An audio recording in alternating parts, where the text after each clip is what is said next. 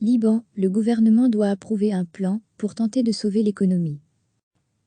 Le gouvernement libanais est réuni jeudi pour approuver un plan visant à relancer l'économie au bord du naufrage de ce pays endetté où les manifestants sont redescendus dans la rue pour crier leur colère. Les mesures de confinement prises pour lutter contre le nouveau coronavirus ont amplifié une crise économique déjà aiguë, la pire depuis la guerre civile, 1975 à 1990. L'inflation continue d'augmenter, une pénurie de liquidités et une forte dépréciation de la monnaie par rapport au dollar, utilisé au même titre que la livre libanaise au quotidien. Degré, l'heureux aussi, coronavirus et crise économique au Liban. Scène de guérilla urbaine à Tripoli, ce lundi soir, la réunion du cabinet a lieu au palais présidentiel de Baabda, près de Beyrouth, après 3 nuits consécutives de violence dans la ville de Tripoli, la capitale du nord du pays. Mercredi, des heurts limités ont éclaté à Tripoli entre manifestants et forces de sécurité, les premiers lançant des cocktails Molotov et des pierres et les seconds ripostant à coups de gaz lacrymogène.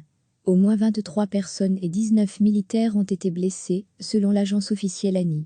Lundi et mardi, des heurts similaires ont fait un mort et 50 blessés parmi les manifestants et 40 blessés parmi les militaires selon l'armée.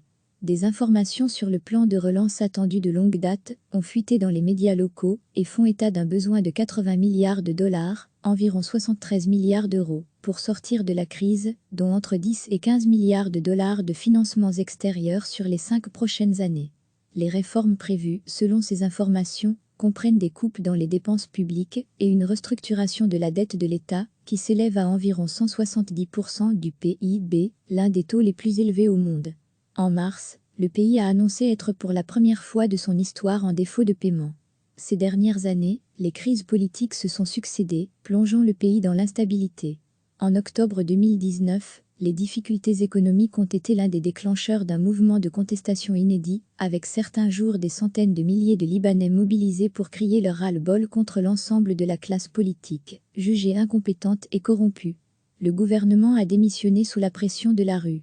Les manifestations avaient perdu en ampleur après la formation d'un nouveau cabinet mené par Hassan Diab, chargé début 2020 de mener à bien des réformes, dans l'espoir de débloquer des milliards d'euros d'aide internationale.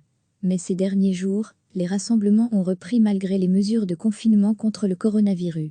Plus de 700 cas de contamination ont été officiellement recensés, dont 24 décès. Selon des estimations officielles, 45% de la population vit désormais en dessous du seuil de pauvreté.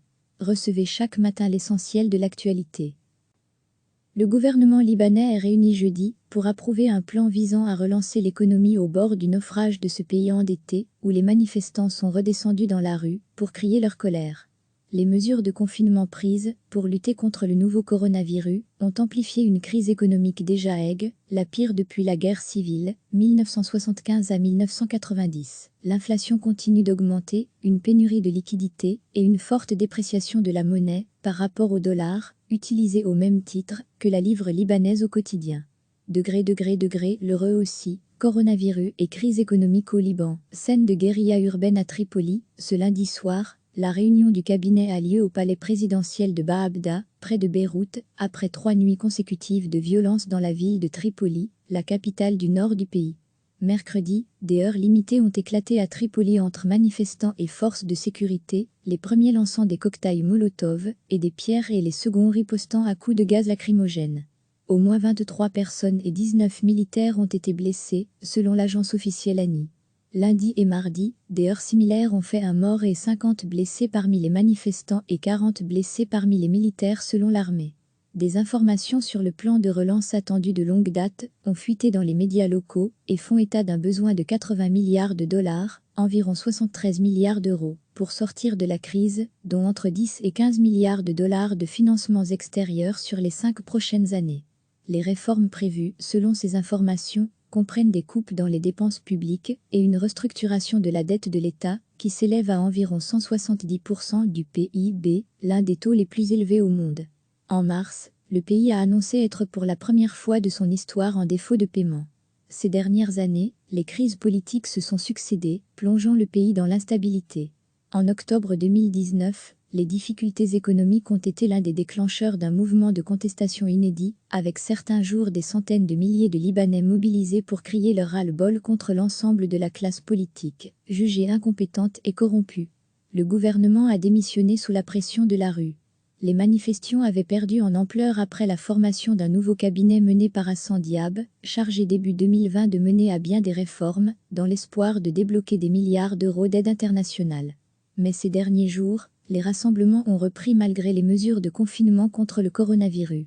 Plus de 700 cas de contamination ont été officiellement recensés, dont 24 décès. Selon des estimations officielles, 45% de la population vit désormais en dessous du seuil de pauvreté. Cliquez sur s'abonner pour recevoir les dernières nouvelles.